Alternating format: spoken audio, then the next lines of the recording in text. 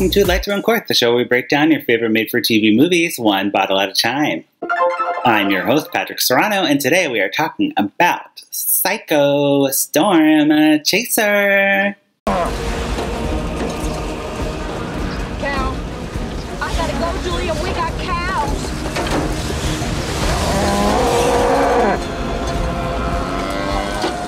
Another cow. Whoa. Psychostorm Chaser stars Tara Erickson, Rib Hills, Mary O'Neill, and Ivan Djurovic. On the show, we either pour it up, which means yes, or put a cork in it, which means no, thank you. So, what are we going to do to this movie? Put a cork in it.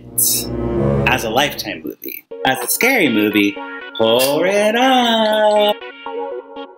Now, if you haven't seen the movie and you want to avoid spoilers, you're going to want to go ahead and hit pause and come on back, because I'm going to do a quick little recap starting now. The movie begins with a surprise, surprise storm. Cutie Anna decides to weather the storm with her Yankee candles and is thrilled when local celebrity / meteorologist Dr. Carl shows up to rescue her. Oh wait, sorry, to kill her. Cut to Abby, who sports bangs that are dangerously close to Courtney Cox and Scream 3 bangs. Abby is a home nurse who is getting through a breakup with a cop who is evacuating residents before the storm hits. His name is Jack, and he is hot, of course. A Dan Levy knockoff finishes up his shift at the Banks home as Abby arrives for work. They are both helping take care of Hannah Banks, who is in a coma. Ella Blanks is their employer and seems like a bad boss. The three not amigos storm prep because they cannot move the comatose Hannah. Abby goes into town and runs into Dr. Carl in his yellow raincoat. He creeps Abby out by telling her she reminds him of his dead wife. Do your very best to not be here. I'd hate for something bad to happen to you.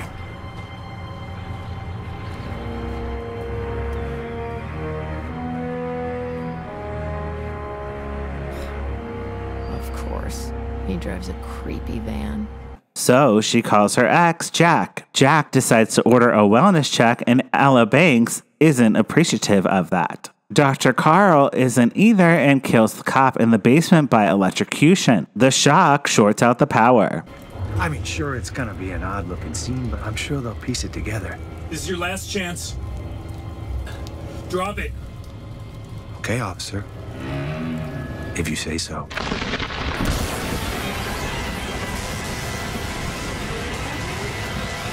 Then Dr. Carl attempts to lurk around the house in his yellow raincoat and unplugs Hannah's IV. Tony, or Dan Levy, heads out to refill the generator and is starstruck / confused when he runs into Dr. Carl. Dr. Carl makes Tony film a TV segment while they are in the eye of the storm. Then he drowns him in a puddle. Abby checks on Tony and finds him. Cue the overly dramatic musical number.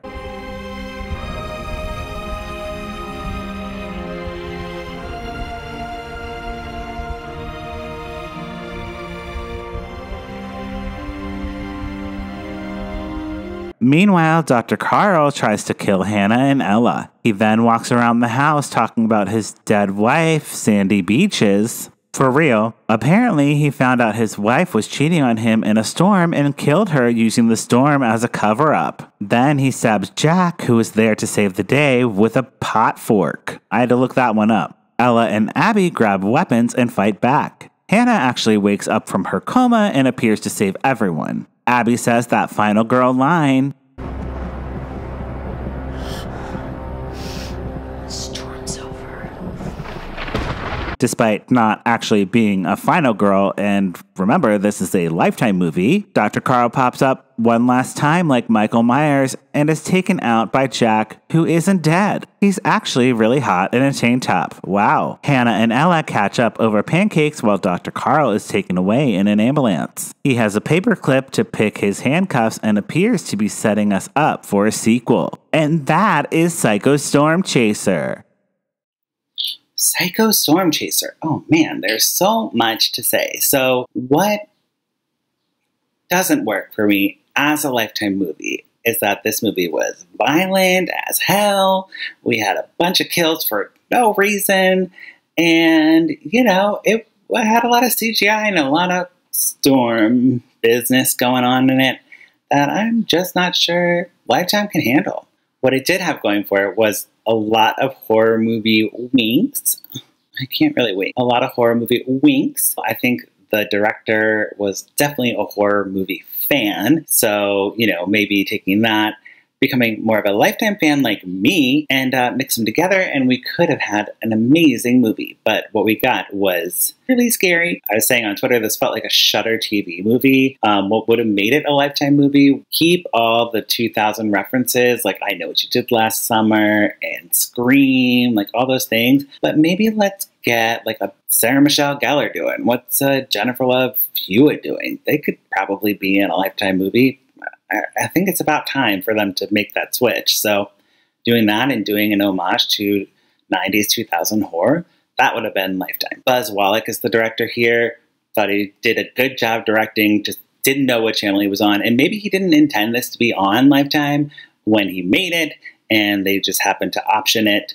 So, you know, good for him. And I'm happy to see what I'm happy and excited to see what will be coming from him, but I have a feeling it will lean more towards horror, less towards Lifetime camp. So you do you, Buzz. Rib Hills is, of course, always great in a Lifetime movie, especially when his Bostonian accent comes out. No, it's not.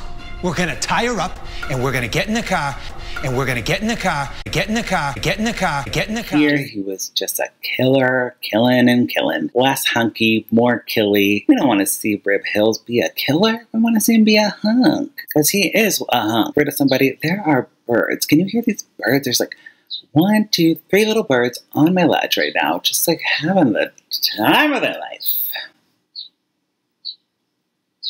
You hear that, right?